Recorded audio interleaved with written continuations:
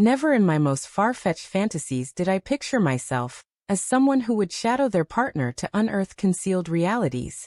Yet, Laura's recent string of late nights at work sparked a disquiet I couldn't dismiss. Over the past few weeks, she had become distant, evading my eyes during our talks, brushing off my efforts to connect, and clutching her phone as if it guarded state secrets. At first, I tried to quell my doubts, persuading myself I was overanalyzing her behavior. After all, a marriage enduring 12 years couldn't just collapse out of nowhere, could it? But a relentless intuition ate at me, demanding attention. So one Friday evening, instead of driving home, I guided my car toward the district where her coworkers often met for drinks.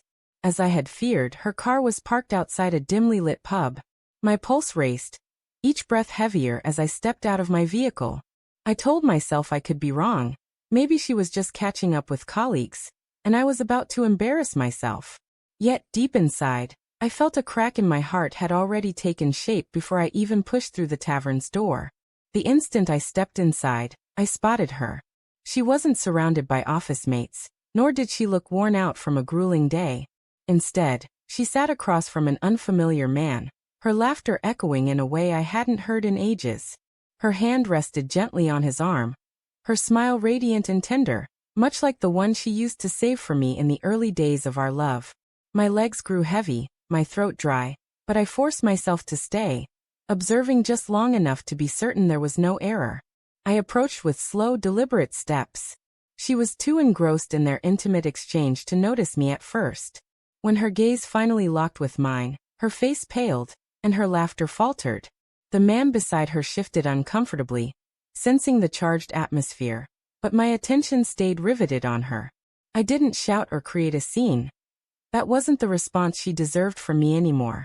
Silently, I reached for my left hand and slipped off the wedding ring I had worn devotedly for over a decade. That band had once embodied the promises we made, the life we built, and the family we raised together. In that moment, it was merely a lifeless piece of metal. I placed it softly on the table in front of her. Her trembling fingers reached for it instinctively, but I pulled my hand back before she could touch it. The silence that enveloped us was deafening, as if the bar's background noise had dissolved. She murmured, "Please hold on," her eyes wide with fear, searching mine for a hint of compassion. But I had no mercy left to give.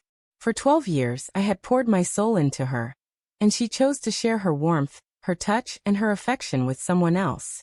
I glanced at the man beside her. He looked away, clearly embarrassed, but I had no desire to confront him. He wasn't the one who had vowed to share his life with me, she was. Standing there, I realized I wasn't just walking away from her. I was leaving behind the version of myself who had trusted her unquestioningly, who ignored her growing aloofness, who held on to the false belief that our marriage still mattered. That man disappeared the moment I saw her with him. What remained was someone determined, someone who knew his value beyond being a secondary option in his own relationship. Her voice cracked as she called out my name, as if it were the only word she could muster. But I stood firm, unshaken. I didn't hesitate. I turned and walked toward the door, leaving her and her companion amid the ruins of the life she had shattered. My silence spoke louder than any words could. As I stepped into the cool night air, a deep sense of peace washed over me. For the first time in months, I felt free from confusion or self-doubt, no longer grasping at empty hopes. I was released. The burden of her betrayal had been replaced by a clear grasp of my truth. Though the road ahead would be lonely, it was mine to walk. And unlike her, I would never betray my own heart.